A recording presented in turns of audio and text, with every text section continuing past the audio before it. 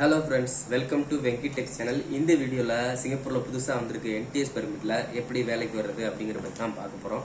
Friends, நீங்க இன்னமும் நம்ம Venki Tech channel subscribe பண்ணலனா மறக்காம subscribe பண்ணிக்கோங்க. கூடவே இருக்க bell ஐயும் click பண்ணிக்கோங்க. மேலும் சிங்கப்பூரை பத்தின பல தகவல்கள் நம்ம வீடியோல போடுறதா இருக்கும். சோ மறக்காம நம்ம சேனலை சப்ஸ்கிரைப் பண்ணிக்கோங்க.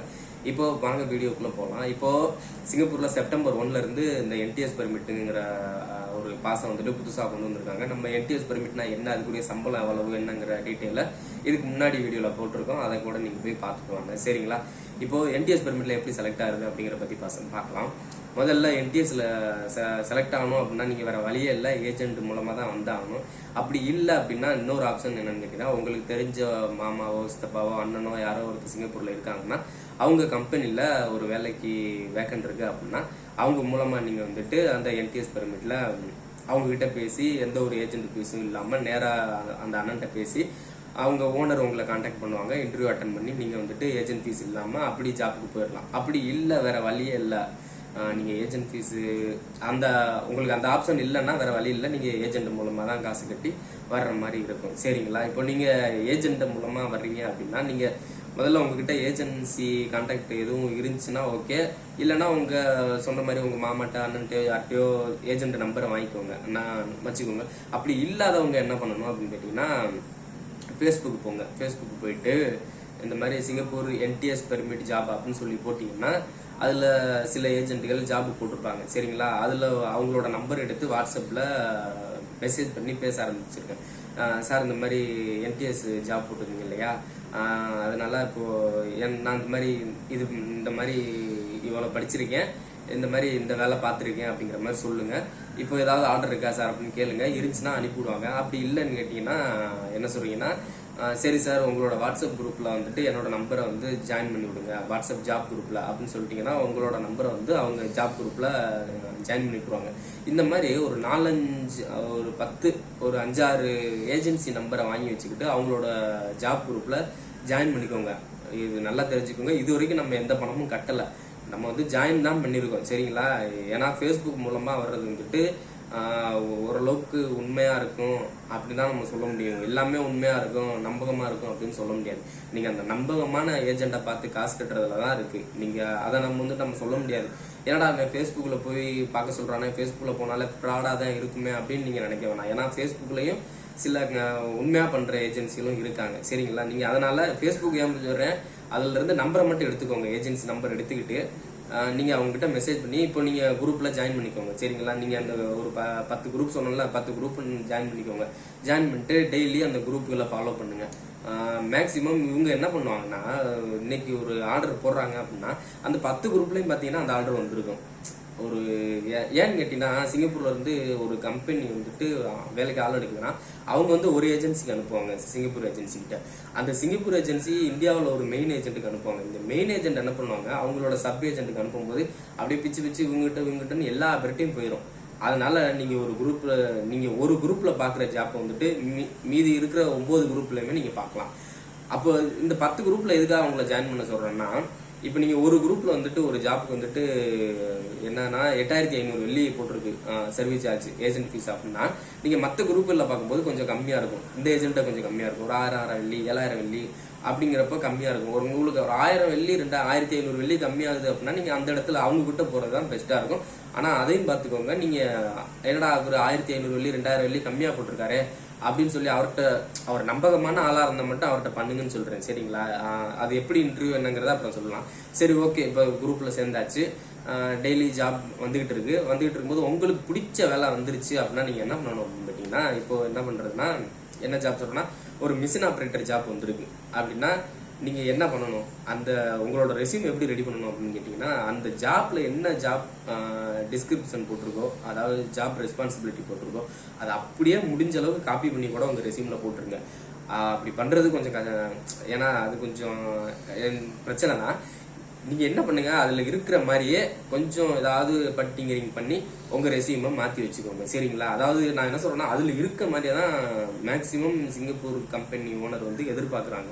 அவங்களோட ஜாப் ரெஸ்பான்சிபிலிட்டியில் அதாவது இது தெரிஞ்சிருக்கணும், இந்த வேலைகள் பார்க்கணும், இந்த மாதிரி இந்த மிஷின் எல்லாம் நாலேஜ் இருக்கணும் அப்படிங்கிற மாதிரி அவங்க போட்டிருப்பாங்க இல்லையா? அதே தான் நீங்க அங்கேயும் போட்டுருங்க உங்களோட ரெசியூமே. ஏன்னா அவங்க வந்துட்டு ரெசியூமை பார்க்கும்போது இந்த பையன் இந்த மாதிரி இதெல்லாம் பார்த்துருக்கான், கொஞ்சம் ரிலேட்டடாக ஓரளவுக்கு 80% ரிலேட்டடாக இருக்கணும், அதை பார்த்துக்கோங்க. அப்படி இல்லைன்னா நீங்க என்ன பண்ணுங்கன்னா, இவங்களோட 2-3 ஜாப் டிஸ்கிரிப்ஷன் கொடுத்துருப்பாங்களா, அதுல இருந்து 2-3 பாயிண்ட் எடுத்து போட்டுக்கிட்டு நீங்க வந்துட்டு இப்போ மெக்கானிக்கல், நான் என்ன சொன்னேன், மிஷின் ஆப்ரேட்டர்னு சொன்னேன்ல, மிஷின் ஆப்ரேட்டர் ஜாப் ரெஸ்பான்சிபிலிட்டிஸ் அப்படின்னு சொல்லிட்டு கூகுளில் சர்ச் பண்ணுங்க. அதில் பார்த்தீங்கன்னா அந்த வேலைன்னா என்னென்ன செய்யணும், இப்போ மிஷின் ஆப்ரேட்டர்னா என்னென்ன செய்யணும் அப்படின்னு அவங்களோட ரெஸ்பான்சிபிலிட்டிஸ் போட்டுருப்பாங்க. நீங்கள் அதில் இருந்து கூட பாயிண்ட் எடுத்து உங்கள் ரெசியூமில் போட்டுக்கோங்க. ஒரு 10 பாயிண்ட் கிட்ட போட்டுக்கோங்க.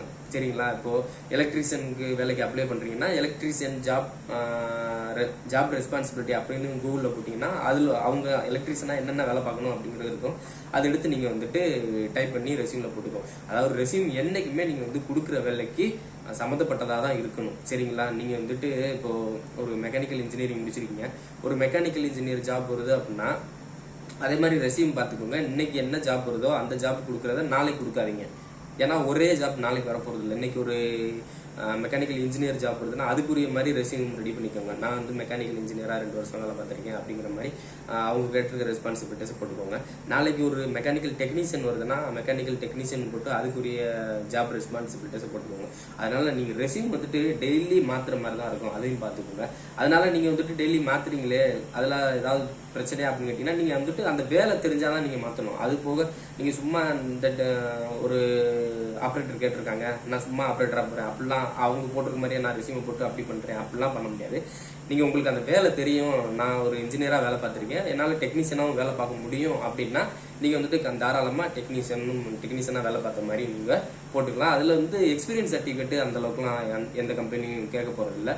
உங்களுக்கு வந்து அவங்க இன்டர்வியூ பண்ணி வேலை தெரிஞ்சிருக்கா, இவனுக்கு இங்கிலீஷ் பேச தெரியுதா, அந்த வேலையில் நாலேஜ் இருக்கா அப்படிங்கிறதா எதிர்பார்க்குறாங்க தவிர எக்ஸ்பீரியன்ஸ் லெட்டர்லாம் அதிகபட்சம் கேட்க மாட்டாங்க. அதனால நீங்கள் வந்துட்டு நீங்களா இந்த மாதிரி டெக்னீஷியனாக வேலை பார்த்தேன் அப்படி இப்படின்னு போட்டுக்கோங்க. ஆனால் நாளைக்கு வர்ற ஜாப் வேறு வேறையாக தான் இருக்கும். அதனால நீங்கள் ரெசியூமை டெய்லி அப்டேட் பண்ணிக்கிட்டே இருங்க. நீங்கள் கொடுக்குற ஜாப்புக்கு ஏற்ற மாதிரி மட்டும் ரெசியூமை கொடுங்க. சரி, ஓகே, கொடுத்துட்டீங்களா? இப்போ ரெசியூமை கொடுத்துட்டீங்க, உங்கள் சிங்கப்பூர் உங்கள் ஏஜென்ட்ட கொடுத்துட்டீங்க. அவர் வந்துட்டு சிங்கப்பூர் ஏஜென்ட்டுக்கு ஃபார்வர்ட் பண்ணுவார். ஃபார்வர்ட் பண்ணிட்டீங்கன்னா இன்னைக்கு கொடுக்குறீங்க அப்படின்னா ஒரு 2-3 நாளில் வந்துட்டு ரீப்ளே வந்துடும். அதிகபட்சம் இன்னைக்கே கூட சிங்கப்பூர் ஏஜென்ட் வந்து கால் பண்ணிடுவார், சிங்கப்பூர் ஏஜென்ட் கால் பண்ணுவார். அப்படி இல்லைன்னா சிங்கப்பூர் அந்த கம்பெனி ஓனரே அவங்களுக்கு கால் பண்ணுவாங்க. கண்டிப்பாக அது கால் பண்ணி தான் இன்டர்வியூ பண்ணி தான் எடுப்பாங்க உங்களை. அதனால சில பேர் தான் வந்துட்டு இன்டர்வியூ இல்லாமல் எடுப்பாங்க. அது நீங்கள் வந்து இன்டர்வியூ அட்டன் பண்ணி போகிறதான் பெஸ்ட்டு. ஏன்னா இதில் வந்து உங்களுக்கு உண்மையானவங்களா அப்படிங்கிறது தெரிஞ்சிடும். இப்போ சிங்கப்பூர் நம்பர்லேருந்து உங்களுக்கு வாட்ஸ்அப்பில் கால் வரும். கால் வந்தோன்னா நான் அந்த மாதிரி ஏஜென்ட் பேசுகிறேன், சிங்கப்பூர் ஏஜென்ட் பேசுகிறேன், இல்லைன்னா சிங்கப்பூர் கம்பெனி ஓனரே பேசுகிறேங்கிற மாதிரி வரும். அவர் ஃபோன் பண்ணி இந்த மாதிரி வேலைக்கு கொடுத்துருக்கீங்க, இதில் எத்தனை வருஷம் வேலை பார்த்துருக்கீங்க, இந்த வேலைகள்லாம் தெரியுமா, எங்கள் கம்பெனியில் இந்த மாதிரிலாம் இருக்குது, இதெல்லாம் பண்ணுவீங்களா அப்படிங்கிற மாதிரி கேட்பாங்க. நீங்கள் அதில் பேசி பண்ணிடலாம் சார், நான் பார்த்துருக்கேன், இந்த வேலைகளில் எனக்கு எக்ஸ்பீரியன்ஸ் இருக்குது அப்படின்னு சொல்லி பேசிடுங்க. அதுக்கப்புறம் அவங்க வந்துட்டு சேலரி டீட்டெயில் இதெல்லாம் சொல்லுவாங்க. அதையும் வந்துட்டு ஓகே சார், பிரச்சனை இல்லை, பார்த்துக்கலாம் அப்படின்னு சொல்லிட்டு பேசிடுங்க. இப்போ நீங்கள் உங்கள் சிங்கப்பூர் நம்பர்லேருந்து பேசுகிறாங்க, நம்ம ஊரில் அந்த ஃப்ராடுகள் என்ன பண்ணுவாங்கன்னு கேட்டிங்கன்னா, நம்ம இந்தியாவுக்குள்ள இருந்துக்கிட்டே சிங்கப்பூர் நம்பரில் வாட்ஸ்அப் வச்சுருப்பாங்க. அவங்க வந்துட்டு கால் பண்ணிக்கிட்டு, தம்பி நான் சிங்கப்பூர் ஏஜென்ட் பேசுகிறேன், நான் தமிழ் ஏஜென்ட் தான், நாங்கள் சிங்கப்பூரில் பிரான்ச் வச்சுருக்கோம் அப்படிங்கிற மாதிரி பேசுவாங்க. அப்போ நீங்கள் என்ன பண்ணணும், இந்த மாதிரி இங்கிட்ட தப்பிக்கணும்னா, உங்களுக்கு சிங்கப்பூர் அதிகபட்சம் வந்தீங்கன்னா சிங்கப்பூர் ஏஜென்சி கால் பண்ணாங்கன்னா அவங்களோட பேர் வந்துட்டு சைனீஸ் ஏஜென்ட்டாக தான் இருப்பாங்க. பிரான்சிஸ், லீ, சிங்கு, இந்த மாதிரி சைனீஸ் ஏஜென்ட்டாக தான் இருப்பாங்க. அது ஓரளவுக்கு நம்பகமாக பண்ணலாம். இப்போது அந்த கால் வந்துச்சுல அந்த நம்பர், அதை நீங்கள் ட்ரூ கலரில் கூட சர்ச் பண்ணி பாருங்கள். ஒருவேளை உங்கள் கம்பெனிக்கான ஓனர் வந்துட்டு கால் பண்ணியிருந்தாருன்னா அவரோட அந்த கம்பெனியோட நேம் காட்டும். அதுலேருந்து நீங்கள் நம்பிக்கலாம், ஓகே இது நம்பகமான ஆளுங்க தான். இப்போ நம்ம ஊர் ஆளுங்க கால் பண்ணாங்கன்னா கொஞ்சம் ஜாக்கிரதையாக இருக்குங்க. இவங்க கால் பண்ணிவிட்டு நாங்கள் தான் ஏஜென்ட்டு, நாங்கள் தான் உங்களை வேலைக்கு எடுக்கிறோம், நீங்கள் செலக்ட் ஆகிட்டீங்க அப்படி இப்படின்னு சொன்னாங்கன்னா கொஞ்சம் ஜாக்கிரதையாக இருந்துக்கோங்க. சரிங்களா? இப்போது இன்டர்வியூ செலக்ட் ஆகிட்டீங்க, சிங்கப்பூர் ஏஜென்ட் கால் பண்ணிவிட்டு ஓகே பண்ணிட்டீங்க அப்படின்னா அடுத்து அவ்வளோதாங்க. நீங்கள் இன்டர்வியூ செலக்ட் ஆகிட்டிங்கன்னா ஒரு 2-3 நாளில் வந்துட்டு உங்களுக்கு அட்வான்ஸ் போட சொல்லுவாங்க. அட்வான்ஸ் போடுறது மட்டும் கொஞ்சம் ஜாக்கிரதையாக இருந்துக்கோங்க. நீங்கள் அந்த அட்வான்ஸ் போடும்போது உங்களுக்கு நல்லா தெரியுது, சிங்கப்பூர் ஏஜென்ட் தான் கால் பண்ணியிருந்தாரு, சிங்கப்பூர் கம்பெனி ஓனர் தான் எனக்கு கால் பண்ணியிருந்தாரு, அவர்கிட்ட தான் நான் பேசினேன், எனக்கு நல்லா தெரியும் அப்படின்னா மட்டும் காசு போடுங்க. சும்மா காசு போட்டு விட்றாதீங்க. ஏன்னா இவங்ககிட்ட இருந்து காசு வாங்குறது நம்ம கஷ்டம். அதனால அதையும் நல்லா பார்த்துக்கோங்க. நம்பகமான ஆள், தெரிஞ்ச ஏஜென்ட்டு, இல்லை ஓகே இவங்க கரெக்டாக பண்ணுவாங்க அப்படின்னு தெரிஞ்ச ஏஜென்ட்டுக்கு மட்டும் நீங்கள் காசு போட்டு விடுங்க. காசு போட்டு விட்டுட்டீங்கன்னா ஒரு $500 அட்வான்ஸ் கேட்பாங்க. அதை போட்டு விட்டுட்டீங்கன்னா அடுத்து ஒரு வாரத்துக்குள்ளே நீங்கள் மீதி பேலன்ஸை போட்டு விட்டுட்டீங்கன்னா அடுத்து உங்களுக்கு வந்துட்டு அவ்வளோதாங்க. ஒரு வாரத்தில் வந்துட்டு சிங்கப்பூர் வந்து வேலையில் ஜாயின் பண்ணிடலாம். இதுதான் ஃப்ரெண்ட்ஸ் என்டிஎஸ் பெர்மிட்டில் எப்படி வேலைக்கு செலக்ட் ஆகுது அப்படிங்கிறத பற்றி வீடியோ. இந்த வீடியோ பிடிச்சிருந்துச்சுன்னா மறக்காமல் லைக் பண்ணுங்கள். வேறு யாரும் என்டிஎஸ் பெர்மிட்டில் வேலை தேடுறாங்க அப்படின்னா அவங்களுக்கு இந்த வீடியோ ஷேர் பண்ணுங்கள். மேலும் சிங்கப்பூர் பற்றின தகவல்கள் தெரிஞ்சுக்கிற வெங்கி டெக் சேனலை சப்ஸ்கிரைப் பண்ணி வச்சுக்கோங்க. நன்றி.